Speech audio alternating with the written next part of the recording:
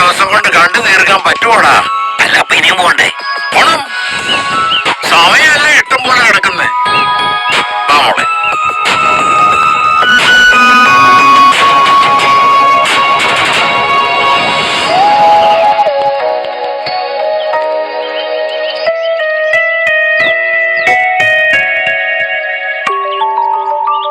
ആ പെണ്ണിന് എസ്റ്റേറ്റും ഫാക്ടറിയും ഓഫീസും ഒക്കെ കാണിച്ചു കൊടുക്കുന്നത് എന്തിനാണ് പറഞ്ഞത്? ചിലപ്പോ എസ്റ്റേറ്റ് തന്നെ വില എഴുതി കൊടുക്കാനായിരിക്കും. ഇന്നലെ പൊട്ടിമുളച്ച അവളുടെ പേരിലോട്ടോ. ഇതിന്റെ പുറകിൽ നമ്മളാരും അറിയാത്ത എന്തോ ഗൂഢാലോചന ഉണ്ട് എന്റെ ചേട്ടാ. എനിക്കറിയാൻ മേലെ, നമുക്കറിയാൻ മേലെ മിണ്ടാതിരിക്കണം. ആ ഒടുവിൽ നമ്മളൊക്കെ ഇവിടെ നിന്ന് പിരിഞ്ഞു പോകേണ്ടി വരുമോ? ആ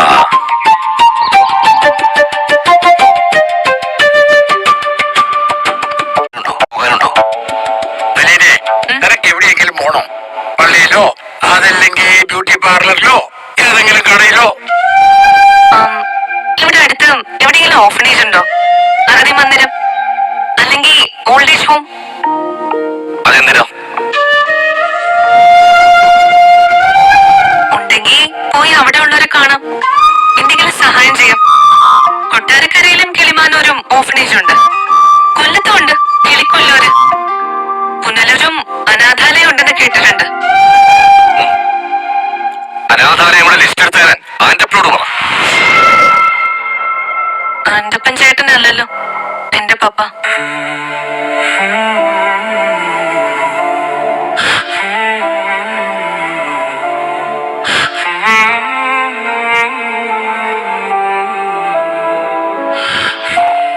ഇതെന്ത് വർത്തമാനം അപ്പച്ച?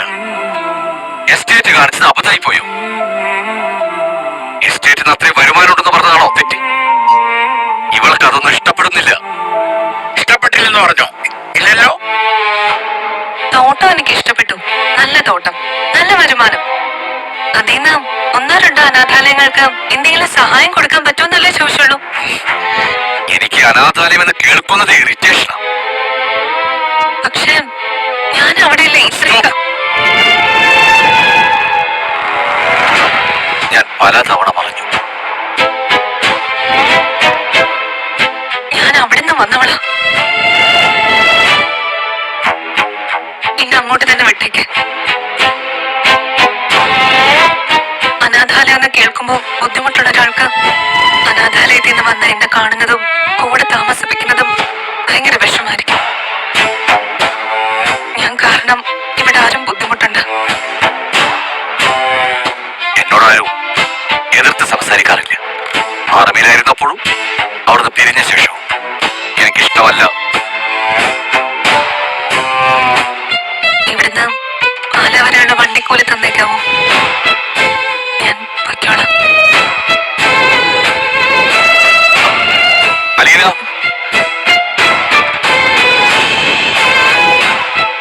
നിന്നോട് ഇവിടുന്ന് പോകാൻ പറഞ്ഞു ഞാൻ. ഇല്ലല്ലോ. പോയേക്കാം. എന്നെ കാണുന്നത് ഇഷ്ടമല്ലെന്ന് മനസ്സിലായി. നിന്നെ ഇഷ്ടമില്ലാഞ്ഞിട്ടാണോ എന്റെ മകളായിട്ട് ഞാൻ സ്വീകരിച്ചത്? നീ അനാഥയായിരുന്ന കാര്യം ഇപ്പോഴും പറയണ്ടെന്നല്ലേ ഞാൻ പറഞ്ഞു. എന്റെ ആളുകളെല്ലാം അവിടെയാ, ഓരോരോ അനാഥാലയങ്ങളിലാ. എനിക്കൊരു നല്ല കാലം വരുമ്പോ ഞാൻ അവരെയൊക്കെ ഓർക്കണ്ടേ, അവരെ സഹായിക്കണ്ടേ? അല്ലാതെ ഞാൻ മാത്രം തിന്നു കൊടുത്ത് സുഖിച്ചാ മതിയോ? എന്നെ 23 വർഷം വളർത്തിയതും ഒരു ഓർഫനേജ് ആണെങ്കിൽ പപ്പ 23 വർഷം 10 ഓർഫനേജുകളില് എന്തെങ്കിലും സഹായം കൊടുക്കണം.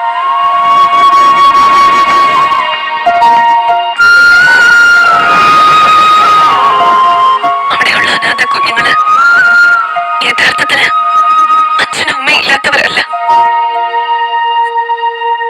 അവർക്ക് ഓരോരുത്തർക്കും എവിടെയോ ഒരു സ്റ്റാൻലി പപ്പ ഉണ്ട്, ഒരു വൈജയന്റെ അമ്മയുണ്ട്. പരസ്പരം അറിയുന്നില്ലെന്നേ ഉള്ളൂ. ഞാനും അവരിൽ ഒരാളായതുകൊണ്ട് എനിക്കവരെ മറക്കാൻ പറ്റത്തില്ല.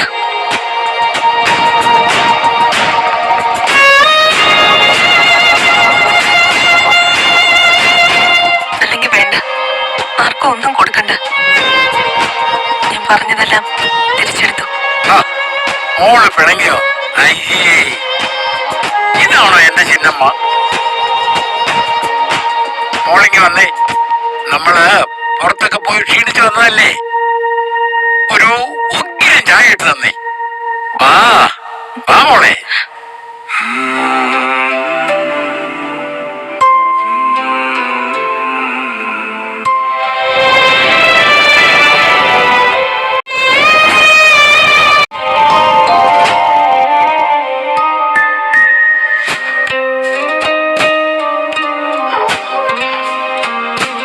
നീ തുടങ്ങിയോ വന്ന പാടെ? അപ്പച്ചന് വേണോ?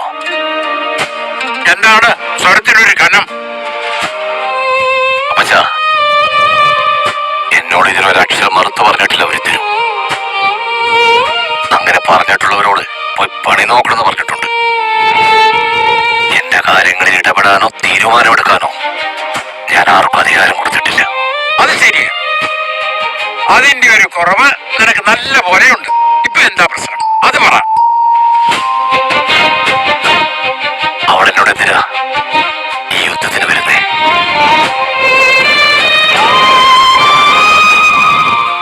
അവൾ ആവശ്യപ്പെട്ട കാര്യം ചെയ്തു കൊടുക്കാമെന്ന് അവളോട് പറഞ്ഞപ്പോ അവൾക്കത് പോരാ, ഞാൻ തന്നെ ചെയ്യണം. ആന്റപ്പനും കൂടെ ചെയ്യിച്ച എന്താ കുഴപ്പം? എന്തിനാണ് ഓർഫനേജ് ഓർഫനേജ് എന്ന് എന്നെ കുത്തുന്ന പോലെ പറയുന്നേ? കളിച്ച അവക്ക് ആന്റപ്പനെ കൊണ്ട് ജയിക്കാനാണെങ്കിൽ അവൾ അങ്ങനെ നിന്നോട് പറയില്ലേ? അവൾ എന്താ പറഞ്ഞേ? അവളുടെ പപ്പയോട് ചെയ്തു കൊടുക്കാൻ. അതിന് അവളെ തെറ്റി പറയാൻ പറ്റുമല്ലോ അലിച്ച. എനിക്കാണെങ്കിൽ ആ ഓർഫനേജ് എന്ന വാക്ക് കേൾക്കുമ്പോ ഏതാണ്ട് പോലെയാ, ഭയങ്കര ഇറിറ്റേഷനും ഫ്രസ്ട്രേഷനും. ലാലിച്ച, ഈ പറയുന്ന കാര്യങ്ങൾ കേൾക്കുമ്പോ ബുദ്ധിമുട്ടൊക്കെ എനിക്ക് തോന്നാറുണ്ട്. അപ്പച്ചന് തോന്നണം. അപ്പച്ചനൊക്കെ ചെയ്ത പ്രവൃത്തിക്ക് അപ്പച്ചൻ കേൾക്കണം. ഒരു കാര്യം പറഞ്ഞ് മനസ്സിലാക്കാൻ നോക്കുമ്പോ ഉടനെ എന്റെ തോളിലേക്ക് നീ കയറാൻ നോക്കല്ലേ ലാലിച്ച.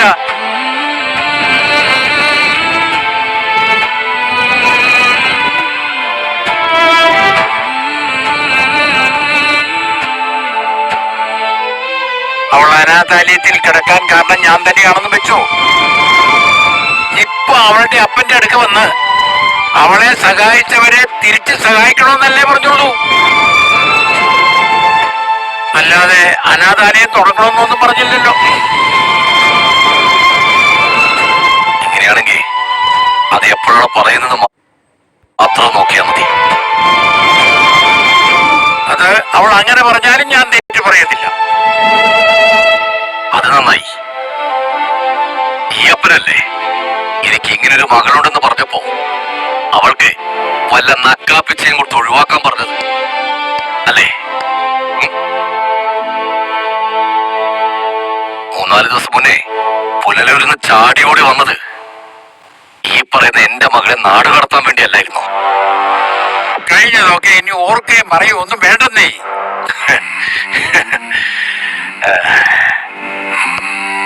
അത് ശരിയാ. കഴിഞ്ഞതൊക്കെ പറയുമ്പോ ചിലർക്ക് കൊള്ളുകയും ചെയ്യും, പൊള്ളുകയും ചെയ്യും. ലാലിച്ച, ഒരുമാതിരി മറ്റേ വർത്താനം പറയല്ലേ. ഞാൻ സമ്മതിച്ചല്ലോ ആയ കാലത്ത് ചില തെറ്റൊക്കെ പറ്റിയെന്ന്. അത് തിരുത്തുന്ന കാര്യമാണ് ഞാൻ ഈ പറയുന്നത്, അല്ലാതെ എനിക്ക് എന്തെങ്കിലും സുഖം കിട്ടാൻ വേണ്ടി അല്ല. അല്ലേ? അപ്പന്റെ ചിന്നമ്മയുടെ മുഖം വാടിയത് കൊണ്ടല്ലേ ഇപ്പോ ഈ സന്ധി സംഭാഷണത്തിൽ വന്നത്, അല്ലാതെ എന്റെ വിഷമം കണ്ടിട്ടല്ലോ. അതെന്നാ വർത്താനല്ല അലിച്ച നീ പറയുന്നേ? നിന്നെക്കാളും വലുതാണോ അവളെനിക്ക്? കാര്യം ചിന്നമ്മ പോലെയാണേലും ന്യായമല്ലാത്ത കാര്യത്തിന് ഞാൻ കൂട്ടു നിൽക്കുമെന്ന് നിനക്ക് തോന്നുന്നുണ്ടോ? അപ്പൊ പിന്നെ ഇത്രയും നേരം അപ്പച്ചൻ ആരുടെ ന്യായ പറഞ്ഞേ? അല്ല, അതാ ഞാനീ പറഞ്ഞു വന്നേ. ഇത്തവണ അവളുടെ ഭാഗത്താ ന്യായം. അതുകൊണ്ടാണ് ഞാൻ സംസാരിക്കാൻ വന്നത്. പിന്നെ ഒരു കാര്യമുണ്ട് ലാലിച്ച, ആരെങ്കിലും പറയുന്ന കാര്യത്തിൽ ന്യായമോ നീതിയോ ഉണ്ടെങ്കിൽ നമ്മളത് സമ്മതിച്ചു കൊടുത്തേക്കണമെന്നേ. അതുകൊണ്ട് നമുക്ക് വരുന്ന പ്രശ്നങ്ങളൊന്നും നിലനിൽക്കത്തില്ലെന്നേ. അവൾ ഒരിക്കലും കള്ളത്തരത്തിലോ അനീതിക്കോ കൂട്ടു നിൽക്കത്തില്ല. ആത്മാർത്ഥതയും സ്നേഹവും നന്മയുള്ളവളാ. അങ്ങനെയുള്ള മക്കളല്ലേ ലാൽഷ അപ്പന് വേണ്ടിയത്.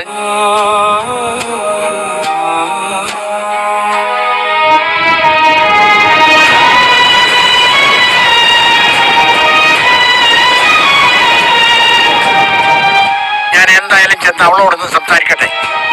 ഇനിയിപ്പൊ നിങ്ങൾ എന്നൊക്കെ പറഞ്ഞാലും നിങ്ങളുടെ രണ്ടുപേരുടെയും ഇടയ്ക്ക് സംസാരിക്കാൻ ഞാൻ മാത്രമല്ലേ ഉള്ളൂ. എനിക്ക് വേണ്ടിയിട്ട് ആരും മധ്യസ്ഥം പറയണ്ട. അല്ലേലും അങ്ങോട്ട് ചിലരുടെ താമസേ ഉള്ളൂ. അവത്തെ കുട്ടിച്ചായാലേ ചിന്നമ്മ വളച്ചൊടിച്ച് ഉള്ളങ്കയിലെടുത്ത് വെച്ച് ചുരുട്ടി പിടിക്കാൻ. പിന്നെ അതൊക്കെ അങ്ങ് പള്ളി ചെന്ന് പറഞ്ഞാ മതി. അങ്ങനത്തെ പരിപാടിയൊന്നും ഈ അവതയുടെ അടുത്ത് ചെലവാകത്തില്ല. ഒന്ന് പോ അപ്പച്ച. എനിക്കറിയരുതോ അപ്പച്ചൻ അവളെ പേടിയാ. എനിക്ക് പേടി. പേടിയില്ലെങ്കിലേ ഒരു കാര്യം ചെയ്യും.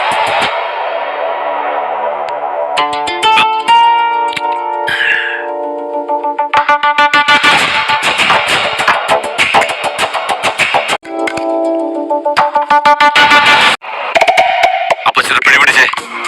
ഇവിടെ വരുമ്പോഴൊക്കെ എന്റെ കൂടെ അടിക്കുന്നതല്ലേ. അതുപോലെ ലാലിച്ച ഇന്ന് എന്താണെന്ന് അറിയത്തില്ല, ഓരോരോ തലവേദന. ഇത് തലവേദനക്ക് നല്ലതാ. ഓ വേണ്ടതേ, ഒന്ന് ഉറങ്ങിയാ മതിയെന്നേ. മനസ്സിലായി മനസ്സിലായി. ചെല്ലേ. പിന്നെ ഇതിന്റെ പേര് ഞാൻ പറഞ്ഞ ഒന്നും മറക്കണ്ട. അവളുടെ മനസ്സ് നല്ലതായതുകൊണ്ടാ. എടാ, അവളുടെ അപ്പന്റെ അടുക്കലല്ലേ അവൾക്ക് പറയാൻ പറ്റൂ.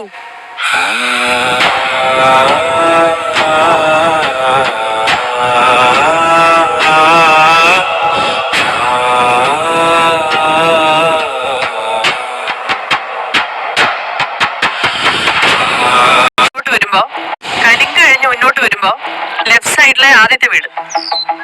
ആ ഇടതുവശം. ജംഗ്ഷൻ കഴിഞ്ഞോ? ആ ഇനി കുറച്ചേ ഉള്ളൂ. ഗേറ്റ് തുറന്നിട്ടേക്കുവാ.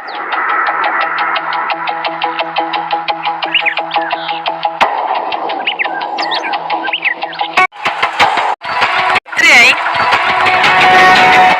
60 ഉണ്ടേ.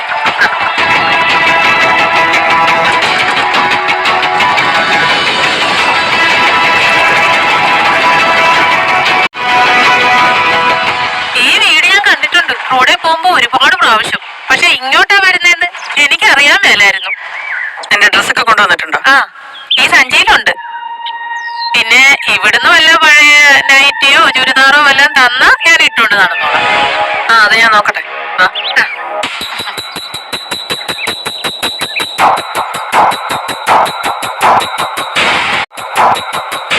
അവിടെ ബബി,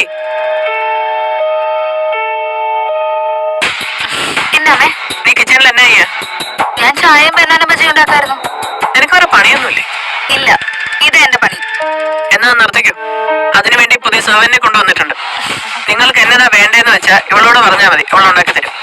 നിങ്ങൾ അടുക്കളയിൽ കിടന്ന് കഷ്ടപ്പെടണ്ട. ഇത്രയും നാൾ ഞങ്ങൾ കഷ്ടപ്പെട്ടപ്പം ആരെയും കണ്ടില്ലല്ലോ. ഇപ്പോഴെല്ലാം ഒത്തു വന്നത്. അമ്മയെ ശുശ്രൂഷിക്കാനാണോ അതോ വീട്ടു ജോലി ചെയ്യിക്കാനാണോ? എല്ലാം ചെയ്തോളും. ഇവളുടെ പേര് സുനിത. കൃഷ്ണന്റെ കൃഷ്ണ അവള് ചായ ഉണ്ടാക്കുക.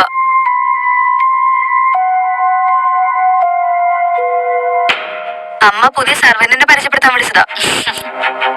അമ്മയ്ക്ക് ചായ എടുക്കട്ടെ? ഇന്നും കൂടി എടുത്തോ, നാളെ മുതൽ വേണ്ട.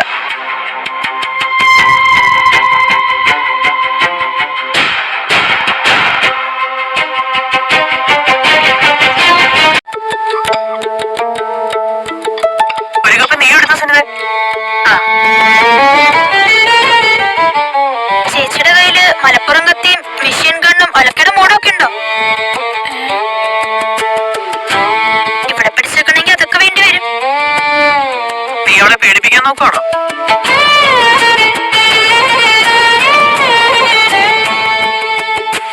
അച്ഛാ, ചായ.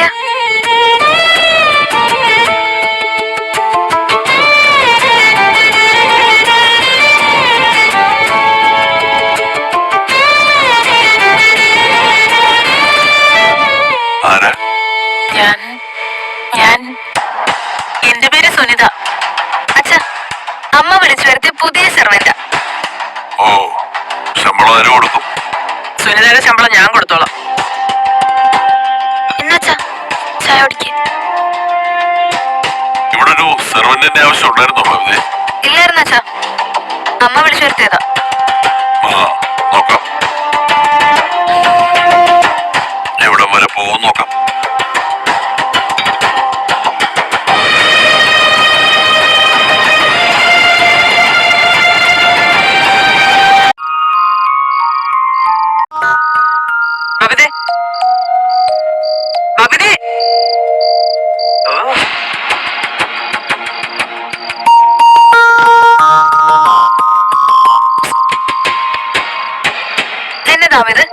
നിന്നെ എത്ര വിളി വിളിച്ചു കേക്കണ്ടേ? എന്തിനാ എത്ര ഒച്ച വെച്ചേക്കുന്നേ? എന്തിനിപ്പ വിളിച്ചത്? ഫുഡ് കഴിക്കണ്ടേ? കൃഷ്ണന്റെ കൃഷ്ണേ, കൃഷ്ണക്കുട്ടി. എന്തുവാടി കൃഷ്ണക്കുട്ടിയോ? ഞങ്ങൾ അങ്ങോട്ടും ഇങ്ങോട്ടും പലതും വിളിക്കും. അമ്മയ്ക്ക് എന്നാ? കൃഷ്ണ, ഇവിടെ ആർക്കും രാത്രി ഭക്ഷണം ഒന്നും വേണ്ടേ? ഞാൻ അച്ഛനെ വിളിച്ചോണ്ടോ? എന്നെ കൊണ്ട് വയ്യ കോണിപ്പൊടി കയറാൻ. ചെല്ലടി കൊഞ്ചാലി. ആഹാരം വിളമ്പി വെച്ചു എന്ന് പറ.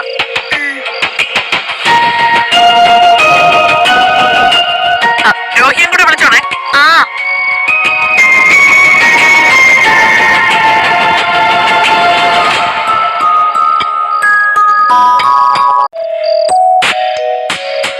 എന്തൊക്കെയാണ് ടുഡേ സ്പെഷ്യൽ? കഴിക്കുമ്പോ പറഞ്ഞാ പോരെ, പറയണോ?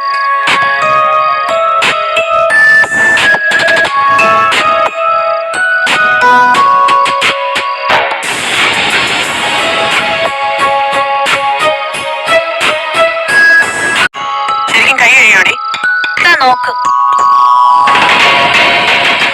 അതച്ഛാ, എന്റെ ബൈക്കൊന്ന് മാറ്റി വാങ്ങണായിരുന്നു. അത് പഴയതായി. എത്ര വർഷമായി? 3.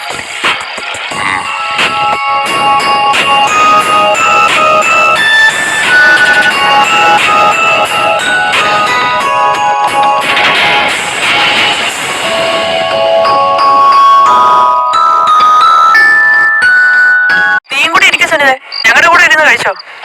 വെറുതെ വായനൊക്കെ നിൽക്കണ്ടല്ലോ.